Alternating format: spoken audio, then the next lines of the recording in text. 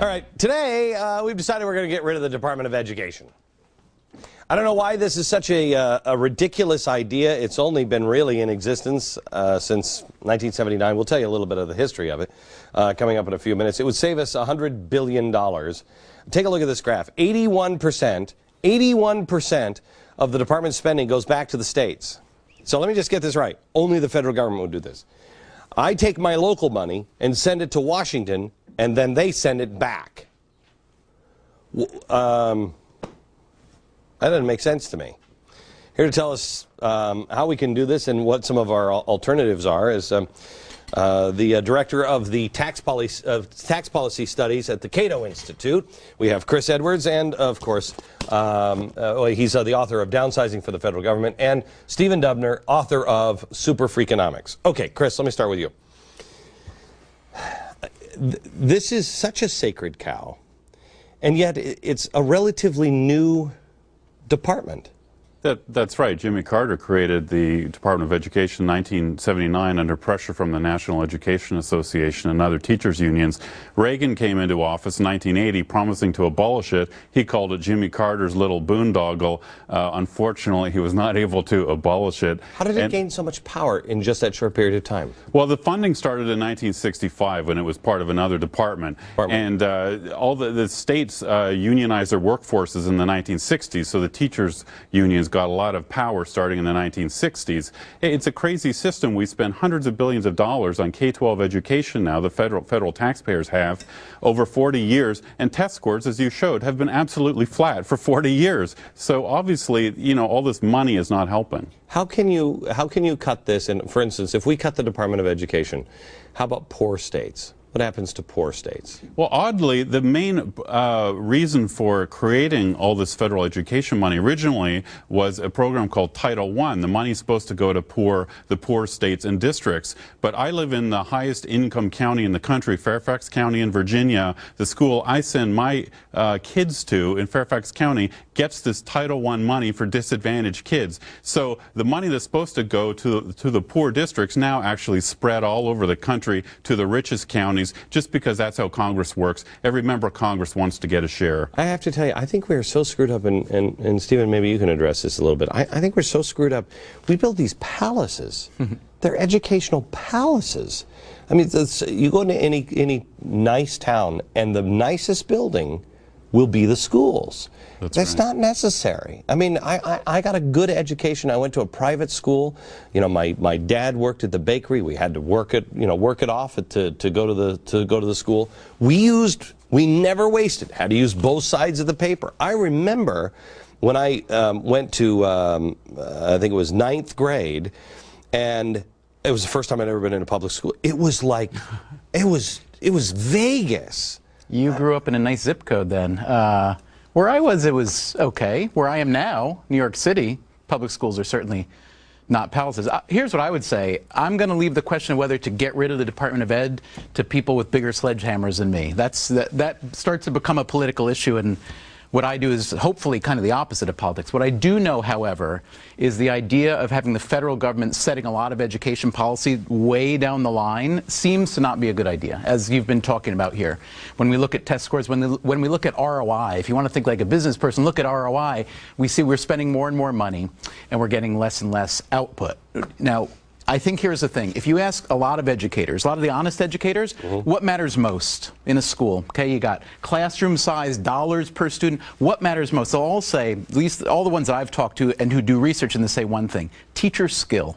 It's all that really matters, teacher skill. But you know what? We're going to a break here, so let me go to a break, because that's where I want. They have rubber rooms in New York. This is insanity when you look at what these things are doing. That's the problem. Good teachers can't teach, and you work for the New York Times? I did. You did. Why'd you leave? Partly because I didn't want a union job. Why?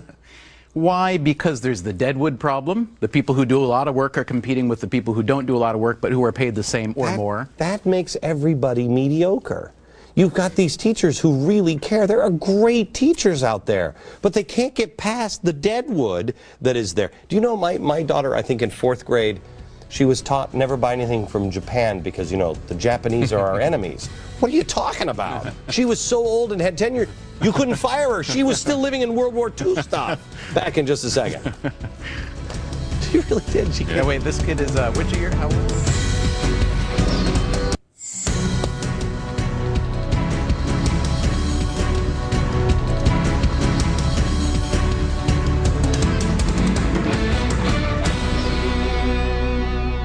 Hello, America.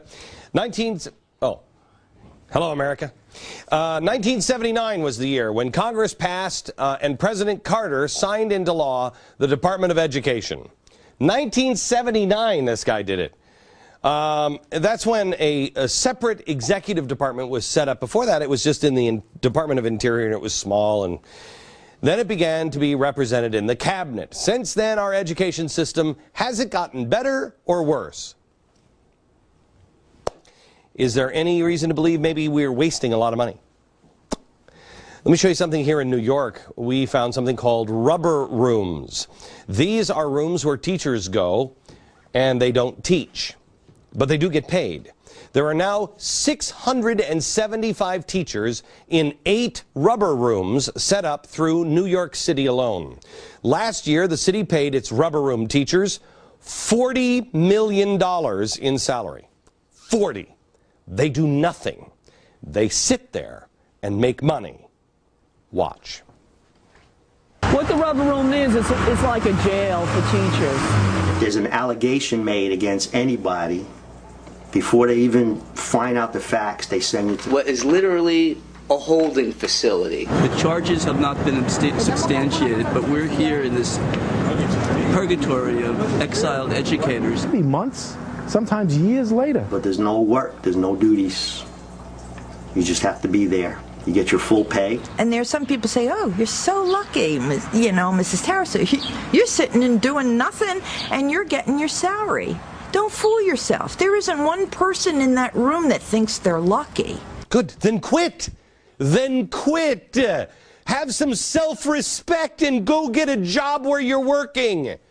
These people sit there and continue to do nothing. They collect their checks. Here's 2 examples of rubber room occupants who are just tortured people. First one, Alan Rosenfeld. There he is. He's in Queens.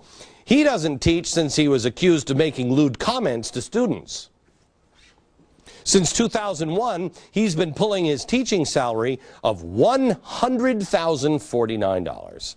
And then he also sits there in the rubber room and oversees his $7.8 million real estate portfolio and law practice. Have some self-respect, man. Now, we also have Francisco Olivares, this guy.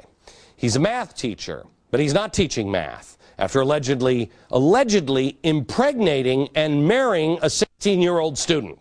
I don't know how you allegedly marry a student, but he did. He also allegedly sexually molested 2, not 1, 2 12-year-old pupils a decade later. Well, that...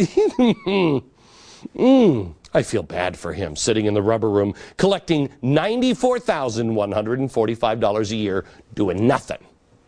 In some places, you'd be in jail for allegedly impregnating a 16-year-old girl and or marrying her, and then the sexual molestation thing. But not with it, not in New York. No, no, no. For his efforts, he's bringing in over $94,000 a year. The Department of Education, mind you, blames the teachers' union for the problem. The teachers' union blames the Department of Education. I say we eliminate both of them. Problem fixed. Chris Edwards, Director of Tax Policy Studies at the Cato Institute, and Stephen Dubner, author of Freakonomics. Okay, where am I wrong?